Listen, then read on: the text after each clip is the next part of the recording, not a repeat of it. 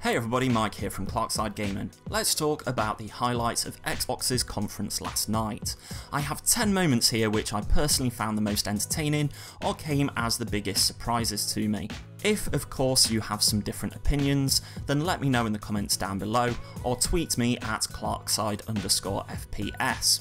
Just a little disclaimer for any console war trolls out there. Yes, I'm fully aware that some of the games aren't exclusive to Xbox, but they had a big impact on me nonetheless. So first up, number 10 for me was Metro Exodus. This was an awesome exhibition of Xbox One X's power. The previous Metro games looked great for their time and still stand up against current titles now, but this looks like they're really taking their graphics engine to the next level. At number 9 we have the double whammy of two indie games we saw back to back. The Last Night and the Artful Escape. Xbox seemed to be really doubling down on quality indie games. The Last Night to me looked like what you'd get if Devolver Digital tried to make a Blade Runner game. I'm really looking forward to this, and we only have to wait until November to get our hands on it. The Artful Escape is described as a surreal adventure game that promises alchemists, wanderers, naked space gods, hallucinogens, horizonless wonder, and incredible danger. Music is integral to the gameplay as the protagonist plays a guitar and can capture sounds of enemies to play back and solve puzzles or open up new areas in the game. It's certainly a novel idea.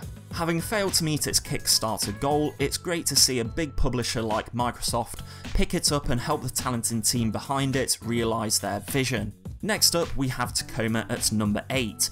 I know Tacoma was announced many E3s ago and it's one of the projects that's gone quiet for a bit until now. It's great to know that the game still lives.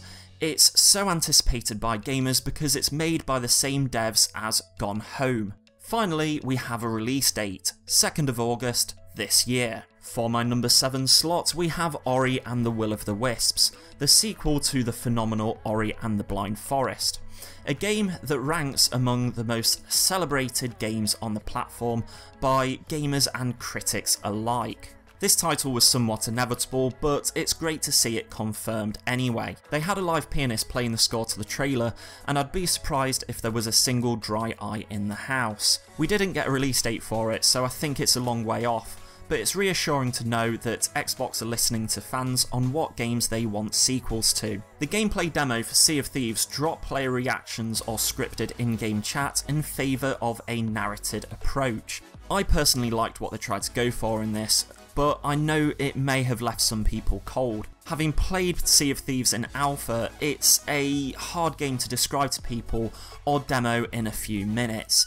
The thrill of it comes from decoding maps to find treasure, hauling said treasure back to your ship, getting into ship-to-ship battles with rival pirate crews, your crew scrambles to man the cannons, patch up any damage in the hull, while simultaneously trying to keep the same course. If you emerge victorious from your battle, you then run the gauntlet of getting your treasure from the ship to a trader to get your reward. I preferred this presentation over last year's effort. I'm a little bit relieved that the release date got pushed back to early 2018 because I don't think it could have gone head to head with AAA titles like COD, Battlefront or Assassin's Creed if it had stuck to being released this fall.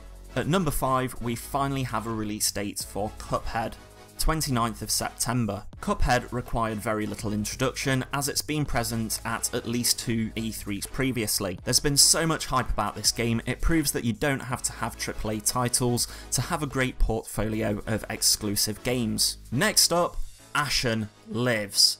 My number 4 moment was getting to see Ashen return from its prolonged absence. Many people assumed that this game had been quietly cancelled, as Microsoft have a pretty bad track record for doing that. We know that it's coming for certain now, and it'll be a launch title for Xbox One X on 7th of November. Ashen appeals to me, as it's like Team Ico tried to make a Dark Souls-like game. If you thought the Xbox One X reveal would be my number 1 moment, then I'm sorry my friend, you were wrong.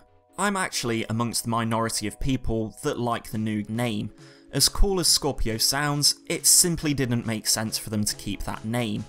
Xbox One, Xbox One S, Xbox One X. They sound like a family of devices. A lot of people have already confused the Xbox One S as the Scorpio, thinking that the S stands for Scorpio. I love the simple design of the console, it's sleek and it doesn't look out of place next to the Xbox One S. Again, it fits in as being part of a family of devices. There was one snag about the Xbox One X that has dampened some people's hype a bit, and that is the price.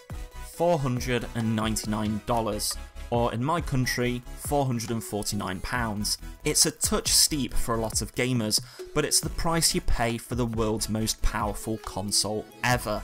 If you were to go out and buy a PC at the same spec, then it would probably be about double the price of the Xbox One X. I feel like Microsoft have made this console to appeal to existing Xbox fans who want more power in their living room, rather than aggressively go after Sony's install base to try and get them to jump ship. I'll go into my reasons for thinking that in another video. My number 2 moment was the OG Xbox backwards compatibility. Having 3 generations of games all playable on the same platform is something that Nintendo or Sony haven't been able to achieve without having to charge the gamer for the games they already own. When Microsoft get fan service right, they're arguably the best at fan service in the industry. As a gamer who didn't own an original Xbox, there's dozens of games that I didn't get a chance to play before. This feature almost made my number 1 position if it hadn't have been for my most favourite of favourite moments of Xbox's 2017 presentation, the Anthem gameplay reveal. This game from BioWare looks like all sorts of awesome. I'm picking up elements of Destiny, a smattering of The Division, and some Crysis-like mech suit shenanigans.